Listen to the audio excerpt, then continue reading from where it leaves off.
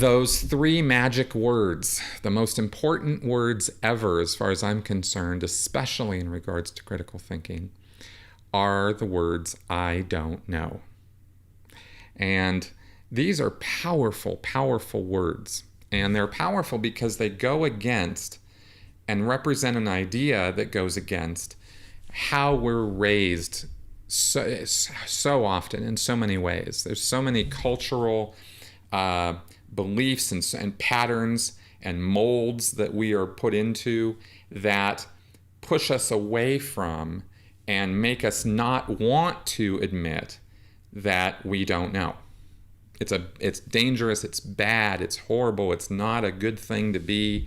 There's so many reasons why being in a position of ignorance or not knowing is bad, even to the point where if somebody says to you, you are ignorant, that's an insult. It's a slur. Ignorance really simply means you don't know something, but it's taken as an insult, as practically a swear against the person that I'm ignorant. I'm not ignorant.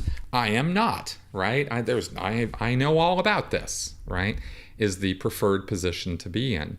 Because knowledge, of course, it makes sense from a certain point of view. Knowledge is power. Knowledge is, when you know more than another person, it puts you into an intellectually superior position. They then have to acknowledge that you somehow they have to acknowledge that you're better than them because you know something they don't know.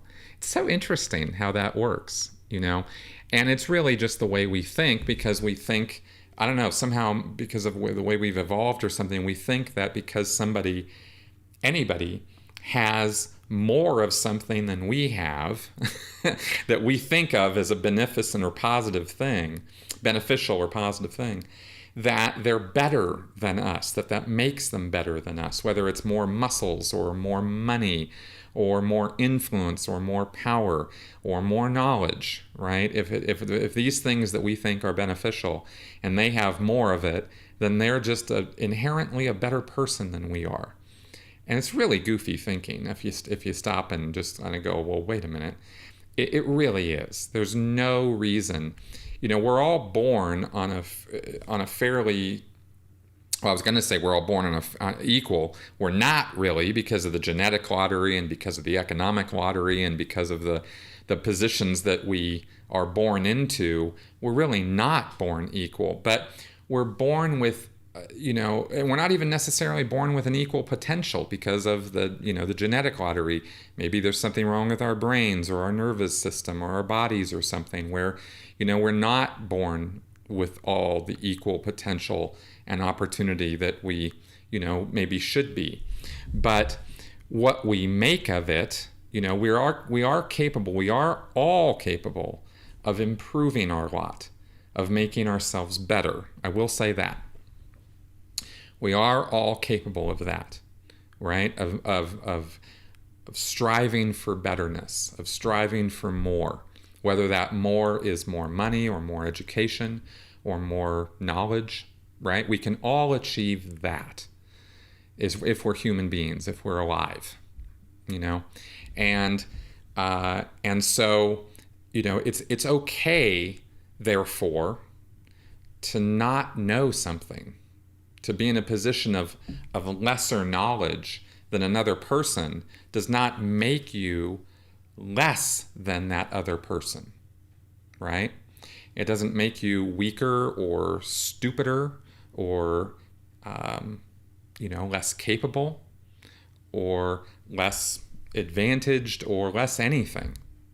It simply means this person knows something you don't know, or this group of people knows something you don't know. But you can learn it. You can know it, right? There's very, very, very few things in this world that are beyond your ability. I'm talking to you, the listener out there right now, that you can't know or can't learn or can't understand. You just work and apply yourself. And learning is something we all have that potential to do. So it doesn't put us at at an unequal footing with other people because we don't know. But we sure like to think it does, right? It's this class thinking, this sort of pack mentality, herd mentality thinking that we all have that makes us think that. And so anyway, I just wanted to address that a little bit. Now, the positive aspects of saying, if that's all the negative part, the positive parts are that by saying that you don't know, right, it drives your curiosity to find out. I don't know is what has driven every invention mankind has ever invented. All the way back to, tools and whatnot, right? It's like there you are confronted with some situation or problem and you don't know what to do, but you're going to find out. That's the thing that's so amazing about I don't know, is it creates this question mark and this mystery and this curiosity to find out, to want to know. And I'll tell you, that is one of the most powerful forces that we have in our minds that has driven our civilization forward, is our desire to find out, right? And also the other positive aspect about admitting that you don't know something is it's the one thing that allows you to learn and change your mind. Because when you refuse to acknowledge that there are things you don't know anything about, when you refuse to acknowledge that there's something, when you cross your arms and simply say, well, I know all about it. I know everything I need to know. I know everything there is to know. I know all that I ever wanted to know, or whatever the statement is. It's saying that, you're shut off, right? You're closed-minded. However that's justified.